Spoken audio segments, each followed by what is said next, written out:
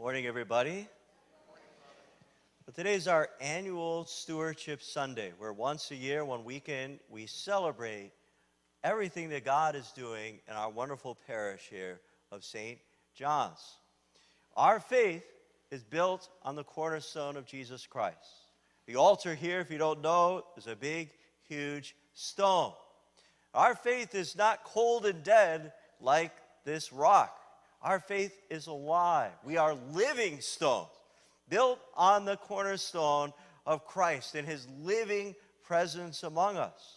And that calls all of us to mission. That calls all of us to commitment, including in our stewardship of the many gifts God has given us. Today we also finish this series for the fall, which we've called Staying Power. It's all about our spiritual growing. I've said that if you're not growing spiritually, you're actually depriving yourself, whether you're young or old, because spiritual growth underlines every other aspect of our life where we want to find growth and blessing. It's in spiritual growth that we grow to become the best version of ourselves and find our purpose in life. It's in spiritual growing that we learn to love other people in our life who we want to love. And it's in spiritual growth that we learn to love ourselves in a selfless and effective way. I've said it's not just about making a resolution. Anybody can do that. It's about the second step, the essential step, actually keeping those spiritual commitments. That's where we find staying power. And I've said as well that everything in our life seems more important in the moment.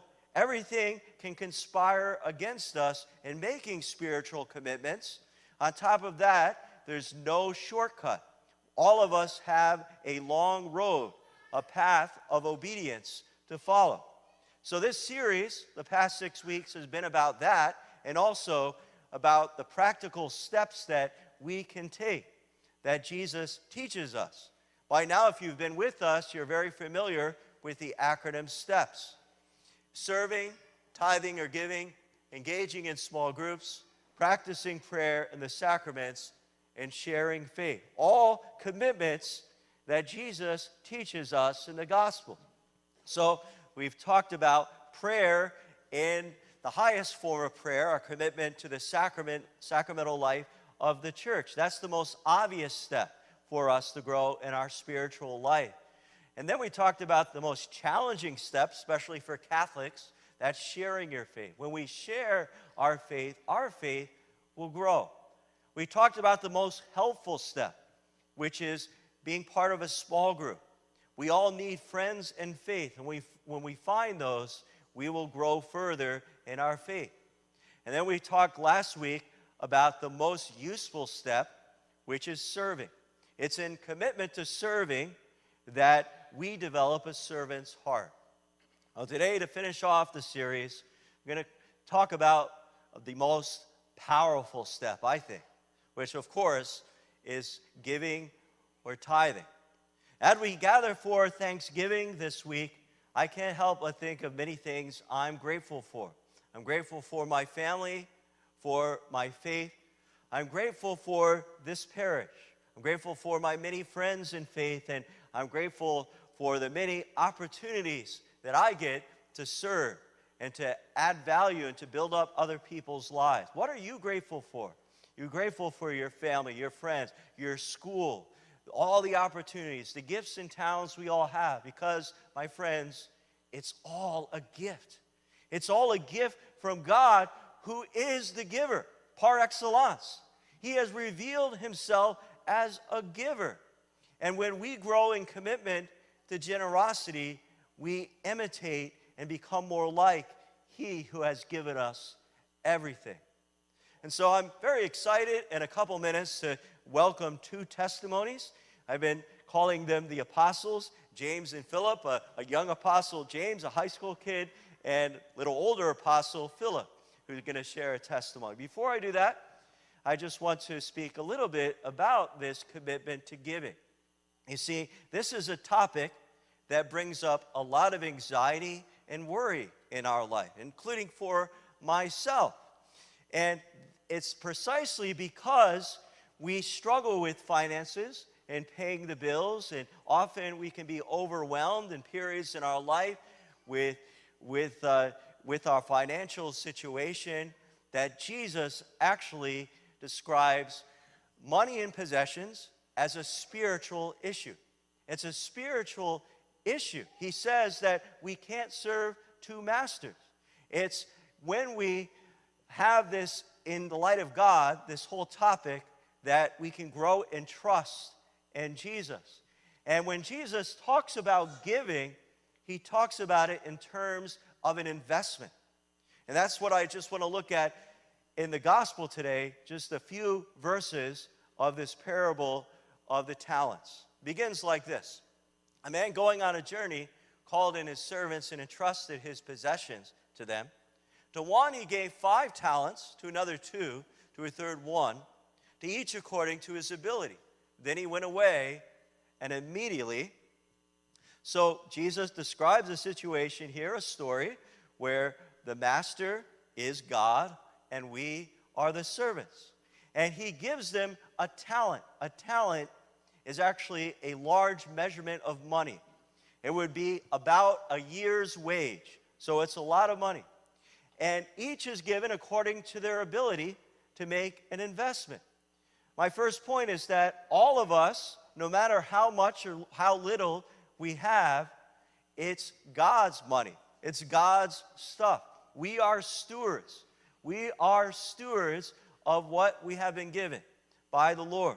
And then immediately 2 of the servants, 2 of them, don't wait. They don't wait for the master to come back because he's delayed. They make an investment.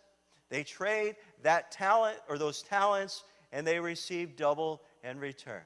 And as I said, Jesus speaks about this investment in terms of rewards. So notice what he says to the 2 servants, the threefold reward. He says, "Well done, my good and faithful servant. Since you were faithful in small matters, I will give you great responsibility. Come share your master's joy." When we learn to commit to sacrificial giving, there's a threefold blessing. First, well done. Don't we all want to hear that? We're designed to hear that affirmation. We want to hear it as children from our parents, from our teachers and coaches. And whenever we do something good in a sacrificial way, it's the best feeling in the world. Our Heavenly Father wants to speak to us and delight in us, to say to us, "Well done." Well, that's the first reward. The second, notice, he says, "Since you are faithful in small matters, I will give you great responsibilities." And this is the paradox and the irony with money and possessions. Even though the servants are given they're given a very large amount to invest, in God's eyes, it's a small matter. I think at the end of the day, when we reflect on it, despite our worries and anxieties and struggles with finances, we all know that our stuff and our money is a small matter. And yet, we can make an investment where we're promoted. We get a promotion. And maybe you think, I don't want to have that greater responsibility, but think, when we give, we're actually becoming senior partners with God and his work of building up the kingdom. How incredible is that? It's like taking ownership in something you so passionately care about. And so affirmation, promotion, and then the third thing is sharing the master's joy. When I was a kid, I remember going to Thanksgiving dinner with my extended family, and I was 13, 14 years old, and then I got bumped up to the adults table. You know, going from the kiddie table to the adults table, that was so awesome. And here's the thing, in sacrificial giving, we're sharing in the joy of the kingdom. We're sharing in the joy of heaven, and it's not just for when we die. It's for here and now. So the threefold blessing, our reward, and sacrificial giving are affirmation, promotion, and celebration. Now, I'll get to the point. Father, where is the money going? People ask that. Well, bottom line, it's going to the ongoing growth of our church. We have been given a mission, and in every way, in every statistic, in every measurement, I've been privileged to see our church growing. We're bucking the tide because turn on the news and you see churches consolidating and closing. So in our mass attendance, we're growing. We had 153 new families register last year. That's amazing. Our faith formation program is growing with our children. And speaking of that, we just this past year, since September, we have 22 new teens and young adults who are volunteering in our children's ministry. And so the stewardship of our parish is helping us to continue our mission of growing. And I'll also say about faith formation and children's ministries, we're one of the only parishes that offers all of that at no cost, because we believe in reaching out to as many people as possible with our many ministries. Oh, it's all thanks to your generosity. Thank you so much. And I've been amazed to see our parish move away from fundraising and move toward stewardship. We're becoming more and more a stewardship parish where people are making this investment and seeing the blessing. And people will ask me, Father, how can I be a better steward of the parish? Well, here's a very simple strategy. It's the 3 P's. It's plan, percentage, and progressive. I wish I learned this when I was a kid or in my early 20s when I first started to be out there. It would have helped me out so much. So plan means giving from the top, your first fruits. Have a personal budget where you're saving and you're spending and you're giving from the top. This will only help you with discipline. We all need a little discipline in our personal money and finances. And percentage means not the 10% necessarily. That's the biblical tithe of your 10%. Percentage means a certain percentage. So say you give now 4% of your income. Strive then to be progressive about it. In other words, to give 5% next time. And over time, to grow in greater generosity. So that's a simple strategy for being a good steward. I'd like to explain very briefly the commitment cards. Many of you received these in the mail this past week, or you have brought them back with you this weekend, or you mailed them back. That's great. If you did not have a chance to fill one out, we do have them in the pews, and if you don't have one in front of you, one of our ushers or hospitality ministry can give one to you. On the front of the card, it says Our Faith Commitment for 2023.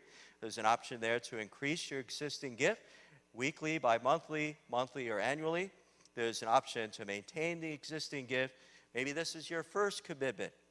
And there's also the option to be an online giver, and we can help to set that up for you. Almost 50% of our parishioners give online now, and that's fantastic. It's a great automatic way to give.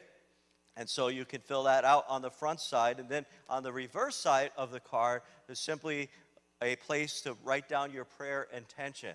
And I will be, and I have been reading every single one of these prayer intentions. So please bring them to us here as well on the other side of the card. So these cards are simply a sign of your commitment. It helps us with our budgeting purposes. And again, you can drop them off in the collection baskets at the end of Mass. From the bottom of my heart, thank you so much.